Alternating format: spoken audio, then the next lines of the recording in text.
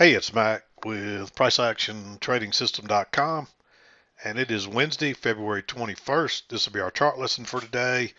And we'll start out by looking at the daily chart as usual. And you can see, once again, we didn't get any follow through. It looked like we were going to we were mostly been in a range today, and it looked like we were going to trade lower. And lo and behold, right here towards the end, we rallied. There was some kind of huge fluctuation, like a news item that came out right around 3:15. It could be just the regular close, but it looks a little bit too volatile. So something must have came out, some kind of news or something. You'll see it when we flip over to the chart, and but it looks like we're going to close on our high and make a reversal, and as usual, probably make another high. So that's just been the MO for this market. It just will not sell off. It tries, and when it hits these certain low points, the buyers just come rushing back in and buy it up. And it looks like this thing the way it's going here, we still got 30 minutes. If it keeps climbing the way it is now, we could climb even higher. I guess it could sell back off again the way as volatile as it's been. But my guess is it looks like we're going to close on our high and probably make another high before it's over here. Yeah, see, we just shot up there, and that made a new high for the day. But let's flip over to the 2,000 tick chart. I'm doing this a little early. I need to get out of here early today, so I'm trying to do this a little bit early. But let's flip over to the 2,000 tick chart, and we'll take a look at it. We'll go through the trades, and we'll wrap the day up. Okay, here's that 2,000 tick chart. You can see this this started right at 516 or so. So some of that probably was the original. People closing out the afternoon closeout. The day traders have to be out by a certain time. And usually it's around 3:15 that they all start exiting. But then we sold off just as strongly and then rallied back even harder. And you can see we're making new highs here for the day. Um, so this thing's probably going to close. Who knows what's going to happen? We'll look at it before we close up here. But all this is well after 2:30. But anyway, you can see the sideways, not much going on. We'll see if we got two measured legs down. I would say that would be one leg, and the other one would start about here. And you can see we went a little further than that before we rallied, and it was pretty much straight up from there. Typical every afternoon, anytime it sells off, for the most part, it rallies at the end of the day when the volume starts getting low. They rally it out of there again. And my guess is it's going to keep doing that. So, this is hard trading right here. There's not a lot of trades early on. We got a little bit of few bounces down here. Not a lot of trades today, though. It just wasn't a very good trading day. It's too choppy, this stuff right here is really hard. So your best bet is probably just sit tight. All right, here, I didn't mark a trade here. I meant to come back and revisit this. You might argue that's a triple test, and it does close back above the support. So that's another possibility that I never did mark. I meant to come back to it. But let's start over here. 7 o'clock comes right as we're bouncing here. We already had a close outside, it looks like, and a couple of swings to a new low. So it looks like we may reverse here, and then we just start going sideways. We make this little double top with plenty of room I wouldn't say plenty of room, but just enough room to get out. So I like going short there, because a lot of times you'll get this, and then you might get another leg down. It looks like we're going to attempt another leg down. Runs on down, bounces, comes back, tests this high up here again, but no setup. Back down to the lows. Now we have a double bottom here, but I think you really need a triple test there. You might argue that could be green because you've got a double bottom. The problem is, and we do have a break and a new low. And we're mostly choppy here. So you may take that trade. I think you're better off to wait on a higher low, and one comes but no setup here, and you just don't. Then you're going sideways again, and then all of a sudden it just rockets up, and then we're chopping sideways again. This one's tempting. The problem with it is you only have a point from here to there. You could consider the stems too, and with that you may have enough to get out there. It's a possibility, like I said. It's right at the midline. So there's 2 points all the way to the low, but a lot of times you got to be careful with these.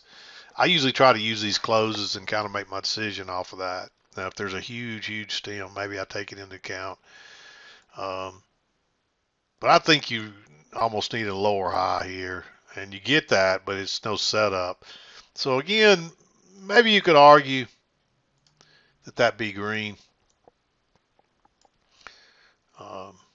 We run on down, and then we're just chopping along. Now we definitely got a triple test here, plus another test over here several times. Actually, it's right in here several times. So we've tested that multiple times. Now you do make a new low here, but notice how it closes inside with plenty of room back to that EMA.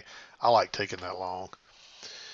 You get a failure and a higher low and even a second entry right here, but that's too congested. You might say you got a triple test here after breaking out, but there's just not much room back to that high. You can see it's only 5 ticks, and so you could get trapped there. Again, it's another one you could probably say, oh, that's worth being green, just simply because it's a triple test right at the EMA and coming off the lows. Runs up though, you get a close outside new high. That's just the first entry, but then you make a lower high with a second entry with plenty of room back. I like that one. That's a good trade. Then we're just chopping along until we get a break. We run up and we turn right back down. No setups here. That's a nice move down, but there's just no way to get into it. And of course, we bounce down here again. If this would have just been one bar, that would have been enough to take a trade there, because now you got a triple test. But you got those 2 bar matching. Again, it's another one you might say, okay, I want to be a little aggressive here. That's the kind you want. The problem too is we're nowhere near a measured move, although we do have a break and probably a measured move right here. Actually, a good bit more than a measured move. So that's a good, being that far away from the EMA and being this is a triple test, that may be a good enough reason to take it. I'm still going to leave it green. Higher low is the better option, and look, it breaks lower, fails instantly, turns up. I like going long there and taking that move up. I don't think I would trade that on the engulfing bar. Probably wait till it closes.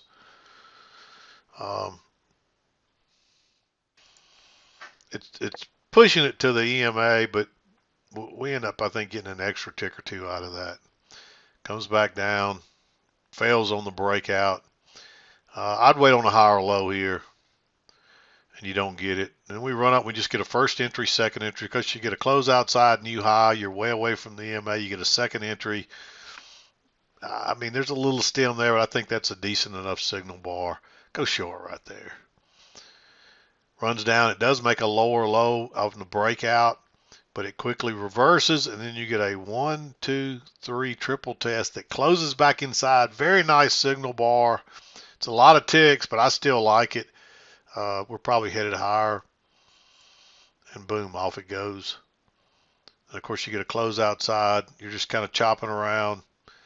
Comes back down, and it tests that breakout area again. That support, that's the overnight support. And then it makes a higher low with plenty of room back and a really, fairly nice bullish bar there. I like going long. You look at it take off. Boom. And that is right at the 1 o'clock. But, when they announce the meetings, people have to look them over. And unless there's something on the front line, very first, few paragraphs, there's no way that at 1 o'clock that's going to affect that. So I just think this is people playing the news, and notice how it's a nice rally. But you got to be careful with that news. So even though that's red, though, because it's meeting minutes, they're just releasing the minutes from the last meeting. And we already know the outcome of the last meeting, but it'll give you some hints. And sometimes there's something in those minutes that can be negative or positive that can affect the market. So it's not that you can't just ignore it, but I generally don't. I may not take a trade right there at 1 o'clock, but I'm not going to exit a trade because of that if I think I'm on the right side of the market. So I'll leave it at that. You make your own decision. Sometimes it's worth waiting on it, waiting on the news and then entering. But that's a nice move, and you got a nice setup for it, and boom, it takes off.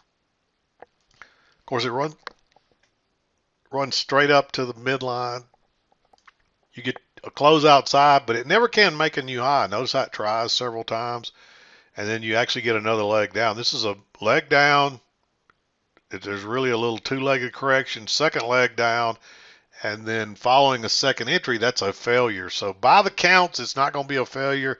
It's really just a first entry, but it's a breakout pullback short.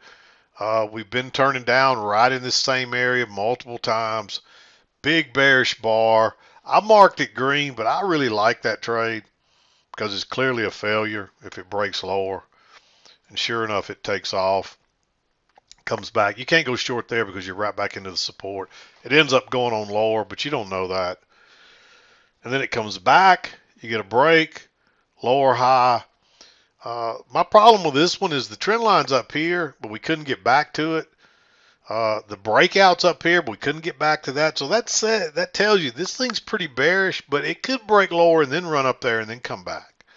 So, but the fact that it's right off the EMA is holding, and we're not even getting back to the trend line. So it's probably worth considering that one. I do think it's a little aggressive because it's kind of, if it wasn't off that EMA, I would say definitely skip it if it was like right.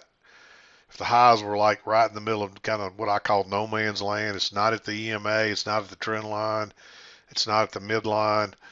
But here we are at least off the EMA, and we do test it twice. That is a second entry short, and we are in a down move here. So I like that one. The overall big picture is kind of down too. So I like that one. I did mark it green. Of course, we drop on down. Now we get a break outside. But you got this green one working up. You get a close outside. It tries to go higher and can't. And suddenly you get this short right here. It's just a lower high, basically. Pretty bearish.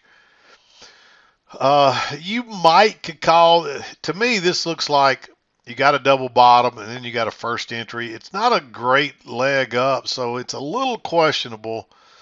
But even if you don't, there's a hidden second entry and then a lower high. Notice the move up, turn down. So if you want to slightly, so I think if you see all that, you're okay taking this trade. If you don't see all that, then you probably have to mark that green. Drops on down. No entries in here. This is just a retest of the lows after the first break. And you're looking for prices to go lower here. We do make that low.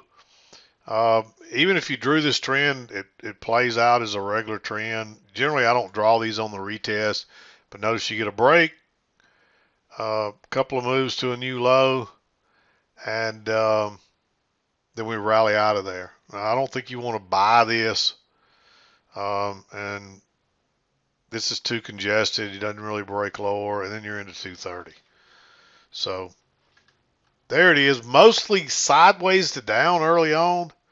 But man, what a rally. And it looks like we're going to close. I mean, it's still trying to go higher. So we'll see. We could make a lower high here. I mean, this thing could rocket all the way back down just as quick before the close. But my guess is we're going to close on or near, very near the high the way it's looking. So it's just a crazy market right now. Again, I don't know if there was some news item, whatever created this. There's nothing listed for 3 o'clock today. So I think some of it was just the squaring up that comes at the end of the day. But that just looks a little like if we go back to yesterday, yesterday doesn't look anything like that at 3 o'clock.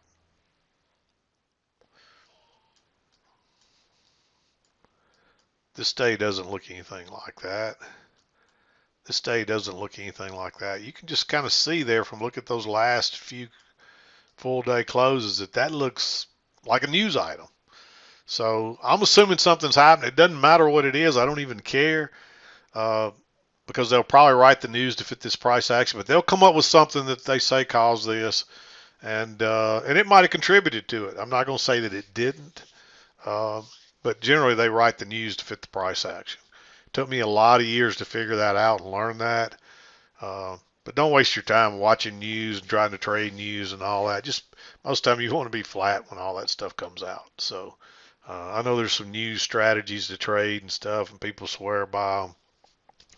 But you're gambling, and if you gamble, if you're wrong once, you can get burned because it moves fast, and they wipe out all the orders quickly. It's heavy selling and heavy buying, and pretty much what they did was they wiped all that selling out right here, and so this was easy to bring it back with some heavy buying. It wouldn't take near as much buying actually to run that back up, and that's probably what happened. They cleared out most of the selling right down through here quickly. So anyway, there it is. I'm going to wrap it up. We'll be back again to do it tomorrow. I'm done for today. This is Mac with PriceActionTradingSystem.com, and we'll see you next time.